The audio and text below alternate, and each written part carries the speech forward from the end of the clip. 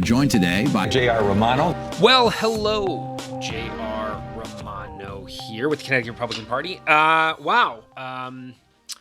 Beginning of a new week. There's lots going on. Lots have occurred. I think where I want to start is with, we actually are having an event on October 24th with James O'Keefe. CTGOP actually started to organize and plan this event going back a little bit. And on the cusp of Project Veritas's announcement, this unmasking of CNN. And what was funny was the Hartford Courant kind of did a story about how James O'Keefe is controversial. And I get it. He is. But what was interesting was you see all the Democrats commenting about like doctored videos and and frankly they're not. I mean, if you ever actually take the time, because what James O'Keefe does is he actually releases everything, but no one actually takes the time to go look at everything. But what I find fascinating is the doctored videos is exactly what the Connecticut Democratic Party does. They doctor videos. They've done it to me. They've done it to elected officials, and they do it constantly in order to create a narrative that hopefully you will not look under their hood and see all of the mismanagement, all of the hypocrisy and how they lead. And so, here you are, the Connecticut Democrats in particular are attacking an organization like Project Veritas for doctoring videos when they literally are doing that out of their office on a consistent basis. They did it to me. They did it to Senator Rob Sampson. It's laughable.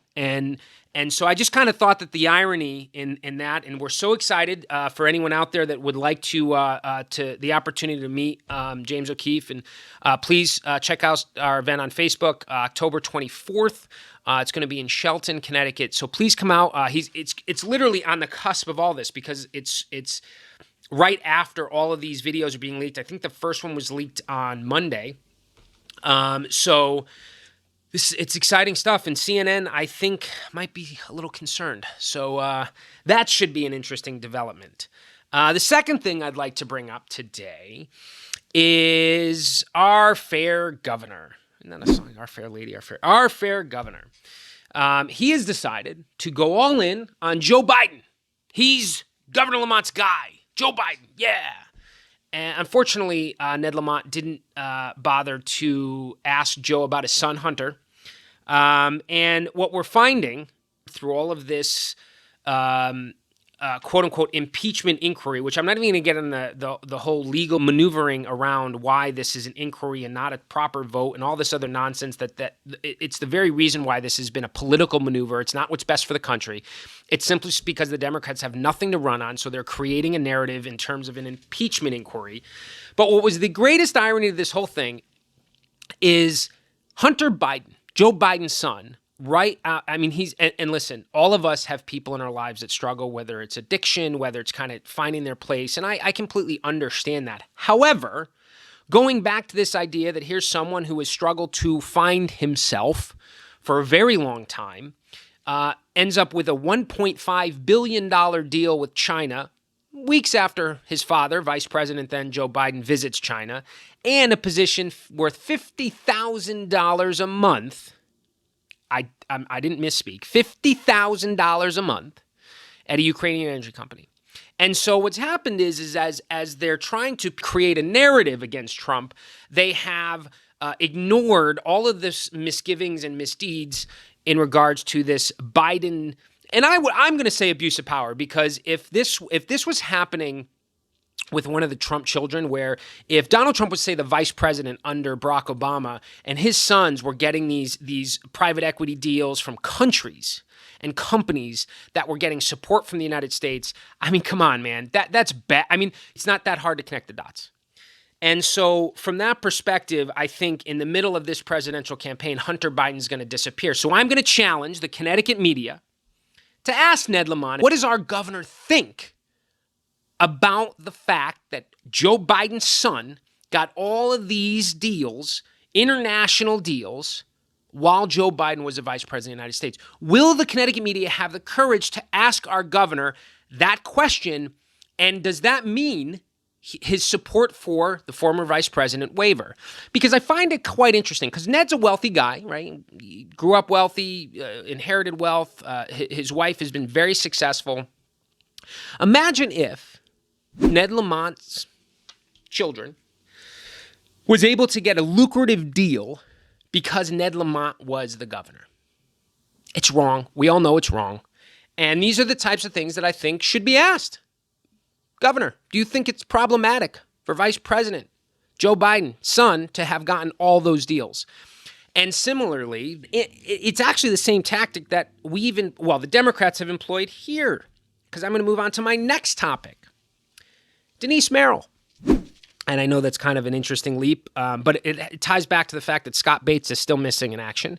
Here's a guy that was in charge of an organization that has been embroiled in controversy and scandal payoffs, taking care of friends and relatives, and yet he still is employed as the Deputy Secretary of State for the state of Connecticut. So our tax dollars are paying for someone that's embroiled in this middle of this corruption investigation scandal thing.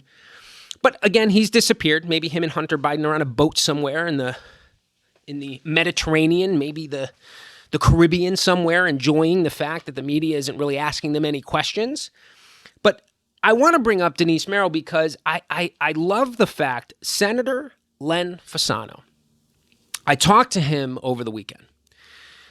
I'm going to call them the Fasano letters. The Fasano letters. We're gonna create that hashtag. Since 2013, our great senator has been writing letters, and I have them all. He's been writing letters to Denise Merrill, challenging her and asking her about absentee ballot fraud to step up and look into, call for investigations, pointing to example after example of this fraud and abuse.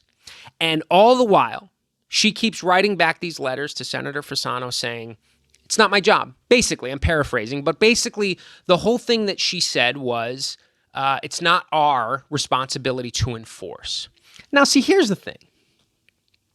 If I'm the Secretary of State and all this evidence is mounting in terms of absentee ballot fraud, and you have candidates consistently, and we haven't had an election in almost, has it been 15 years? It might be 15 years. If not 15, it's definitely 10 years where there hasn't been an issue at the ballot box, whether it be absentee ballot fraud, whether it's same-day registration, whether it's keeping the poll locations open, whether it's I didn't get enough ballots. We have not gone a decade and not had problems. And yet Denise Merrill puts her head in the sand and pretends like nothing's wrong, doesn't call for investigation. Now, it would have been very simple for her to hold a press. And Democrats love having press conferences on everything. Everything they have press conferences on, and saying, you know what? It's my responsibility to uphold the integrity of the electoral process in this state as Secretary of State. I'm going to ask the SEC to look into these allegations from 2013, from 2015, from 2016, from 2000. She ignored all of these requests. And now that you have Democrats accusing Democrats and going to court and all this is coming out, now is when she finally says maybe, well, actually, she hasn't, I shouldn't say that. I shouldn't give her that credit. She simply said and looked at the elections enforcement and said she agrees there should be an investigation. It's only taken 10 years. It's only taken 10 years of this type of behavior. And when I don't know if anyone had an opportunity to look at the transcript. Oh, and this is the best part. I forgot this. The only reason they're doing this investigation is because of Hearst Media, not because of SEC, not because of Democrats accusing other Democrats, not because of anything that Denise Merrill has done as Secretary of State, but simply because Hearst Media uncovered problems with the AB process. Now, the question is, and I want to know, and every member of the media, and I know it's busy sometimes, things get kind of crazy, should be demanding for what policy changes does Denise Merrill believe should happen in order to prevent what happened in Bridgeport from ever happening again. Because I guarantee they're not coming up with anyone. They're going to put their head in the sand. This little fight will settle, and the same things will happen in Bridgeport over and over and over again. And that is the saddest part about this whole state of Connecticut in regards to our electoral process. Men and women have died to protect our right to vote. It is literally the most important right we have to choose our leaders, and the Democrats scoff at the idea that it could be stolen. I was accused of horrible things when I made these gestures and overtures about wanting attorneys to look at the balloting process in some of the states, cities, and I was called names. I was told it was unnecessary. And here we are, Denise. You must be, hiding in that same bunker with your deputy there, Scott Bates, not wanting to answer any of these questions and hoping the press goes away. Well, we're not going away, and those court transcripts aren't going away. So this should be interesting. But the Fasano letters, which we have all of them, and I'm going to challenge members of the media to come and get them. I have dating back to 2013, 2014, 2015, 2016, 2017, and 2018.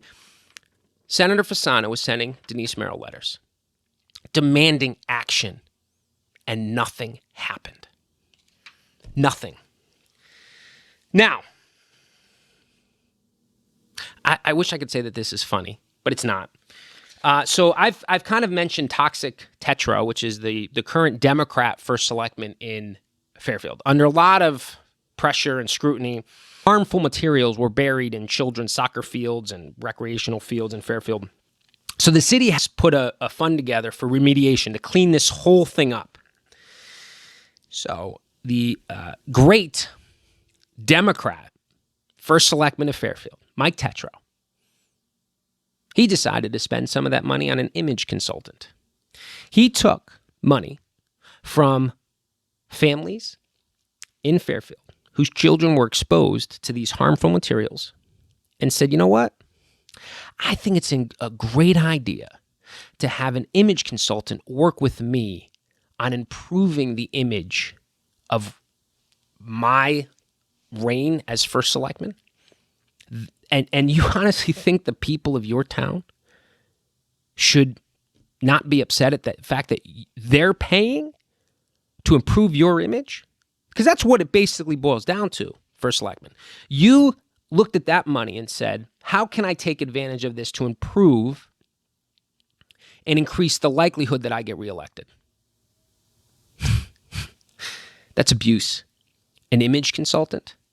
An image consultant. That's what you use, that remediation. The money that is dedicated to cleaning up the parks and fields in Fairfield, you thought it would be more important to improve your image. I'm sorry, First Selectman, that is probably one of the saddest and most it's selfish. And if you're in Fairfield and you're a Democrat right now and you're running on his ticket, you should condemn what Mike Tetro did, but they won't. In fact, what's interesting is the second selectman candidate running with Mike Tetro is trying not to run with Mike Tetro. In fact, she doesn't even want to answer questions about Mike Tetro. She's taken his name off of her advertising. She stripped him off his Facebook because they're obviously not willing to condemn another Democrat. Oh, God forbid that a Democrat condemn these actions. And frankly, what's funny is I love how Nancy Wyman is always calling for us to condemn something. And this one said this, condemn what this was said. How about this, Nancy? How about you look Mike Tetro in the eye and he should apologize to his door-to-door efforts for this municipal cycle. He should look right in the face of those families whose children were exposed to these materials, these toxic materials, and apologize. And then say, I'm sorry that I robbed you. I'm sorry that I felt it was more important to improve my personal image than lead this community. Because that's what a Democrat did. That's what Democrat leadership looks like. It's not about right and wrong. It's about keeping and maintaining power and image. And that's really where the rubber meets the road. That is a prime example right there. Mike Tetro, which, by the way, the Connecticut Democratic Party tweeted out all these great things about, he's a wonderful leader. Really? Really? You think it's wonderful leadership to take remediation money to clean up fields? To clean up fields that children were exposed to improve his image. That's great leadership. Yeah. Gotta love that one. Now, finally, and this one was funny. So We and I have, and it's someone that it actually, and Neil, if you listen to this, Neil Vigdor, who was a reporter in Connecticut for a long time, Neil and I would go back and forth. We'd yell at each other, and I actually banned him from a convention once, but it's all water over the dam. And Neil Vigdor, who lives in Connecticut but now works for the New York Times, had shared an image on Dunkin' Donuts was going up on pricing. Now, Neil now is a reporter for the New York Times. And when we shared out Neil's image, we actually gave credit that we sourced it from him. All these Democrats came on our site and were screaming and yelling about how it's fake. It's not real. The Democrats in this state insist they didn't raise taxes, insist that prices aren't going up, but they are. And what's happened is that you have this situation where they are so delusional about their ability to lead out of this economic crisis that we're in, that they're actually getting hostile. Because it's not about looking at the reality and the science of what's happening, like the actual data. When I say science, that's what I mean. The data of what's occurring. Prices went up everywhere across the state of Connecticut for a multitude of reasons. And the Democrats want to pretend that didn't happen. It did. And so when we share out something from the New York Times, they attacked it. Because they don't want people to know the truth. They want you to keep looking at the shiny object down in Washington, D.C., instead of actually taking a look at what's happening in your local community and what's happening in the state of Connecticut. So when we're talking to our friends and family, and I have to thank everyone that's come up to me that listens to the podcast and has encouraged me to continue to have this dialogue, because it helps them articulate the struggles in Connecticut with friends and family in a way that's broken down simply. Democrats in this state want to continue to focus on everything but their own record. Don't let them. Just continue to point with, well, when you went to the store today, it cost this much. I mean, they flipped out because I made a joke about that feeling when the plastic bag tax, when you go and you don't want to buy the bag, they were all, oh, then the tax is working. Yeah, guys, you don't get it. It's not actually. There's been studies that have proven that it doesn't work. All that you're forcing people to do now is buy bags. I have a dog. Now I have to go buy. I was reusing those bags that I was getting from Stop and Shop. Now I go buy them. There's a study that NPR did that the plastic bag ban actually doesn't work. It's on NPR, but they don't care. I mean, these are the types of things where, again, continue to look at the shiny object as our economy fails. I want everyone to remind their friends and family of how expensive things are, and it's expensive not because of a corporate CEO, not because of price gouging, because Democrats continue to take more from us and forcing prices to rise. Literally nickeling and diming everything that we do. This is J.R. Romano with the Connecticut Republican Party. Thanks for listening.